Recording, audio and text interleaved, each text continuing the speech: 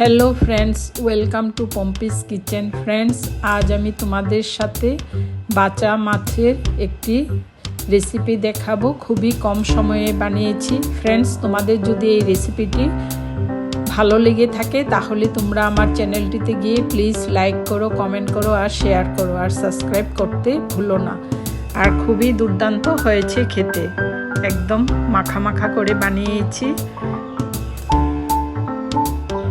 Friends, তাহলে চলো এবার চটজলদি বানিয়ে ফেলি। ফ্রেন্ডস, প্রথমে আমি মাছগুলো ভালো করে কেটে ধুয়ে নিয়েছি, আর তাতে তেল সামান্য আর হলুদ আর নুন দিয়ে আমি মেখে রেখেছিলাম। এবার আমি কড়াই বসিয়ে তেল দিয়ে তেলটা আমি ভালো করে গরম করে নিয়েছি। ফ্রেন্ডস, এবার আমি এক এক করে মাছগুলো ভেজে তুলে নিব।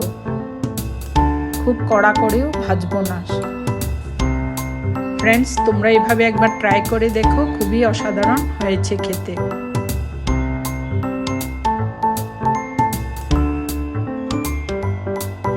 এভাবে করে আমি উল্টে পাল্টে মাছগুলো ভেজে তুলে নিচ্ছি।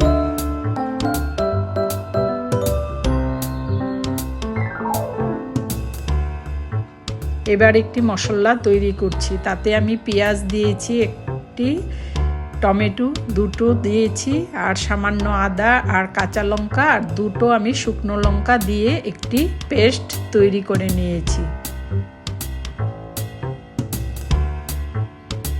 মশলার মধ্যে আমি দুটো শুকনো লঙ্কা দিয়েছি, তাতে টেস্টটা একেবারে অন্যরকম হয়ে গেছে।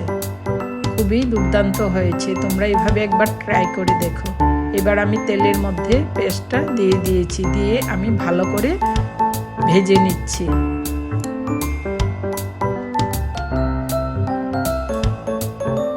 এবার আমি স্বাদ অনুযায়ী নুন দিয়েছি, আর সামান্য হলুদের গুঁড়ো দিয়েছি, আর হাফ টেবিল স্পুন আমি জিরে গুঁড়ো দিয়েছি, দিয়ে আবার ভালো করে ভেজে নিচ্ছি মশলাটা।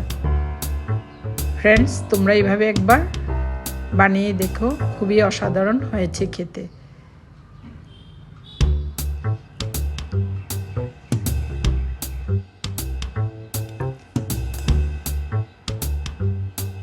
ফ্রেন্ডস, আমার মশলাটা ভাজা মোটামুটি হয়ে গেছে। এবার আমি একটি আলু আগে থেকে বয়েল করে রেখেছিলাম। এবার আমি মশলার মধ্যে আলুটি দিয়ে দেব, দিয়ে আরও কিছুক্ষণ নাড়াচাড়া করব।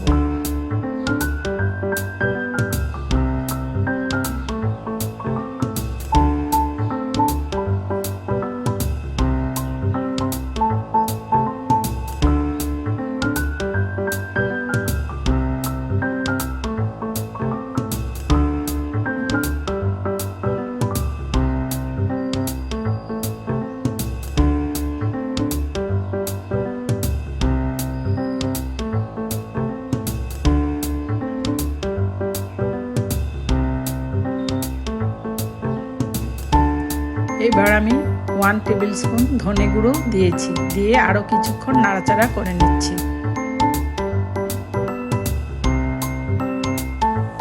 ফ্রেন্ডস, তোমাদের যদি এই রেসিপিটি ভালো লেগে থাকে তাহলে তোমরা আমার চ্যানেলটিকে প্লিজ লাইক করো, কমেন্ট করো আর শেয়ার করো। ফ্রেন্ডস, এতক্ষণ আমার সাথে থাকার জন্য তোমাদের সবাইকে অসংখ্য ধন্যবাদ। এবার আলুটি দিয়ে আরও কিছুক্ষণ আমি একটু নাড়াচাড়া করে নিচ্ছি। এবার আমি 2 কাপের মতো জল দিয়ে দিব।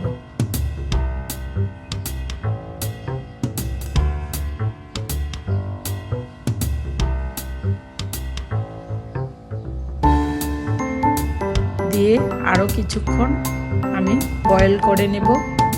মশলা আলু একসাথে করে ভালো করে বয়েল করে নেব।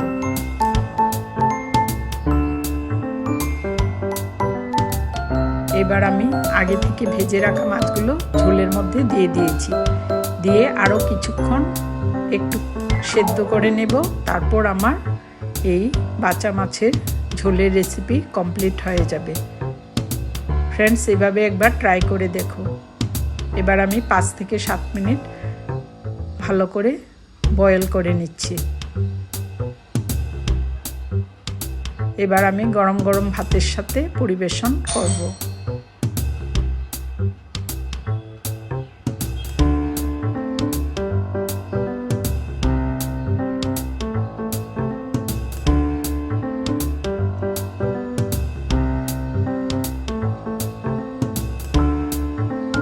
খুবই অসাধারণ হয়েছে আর খুবই লোভনীয় হয়েছে।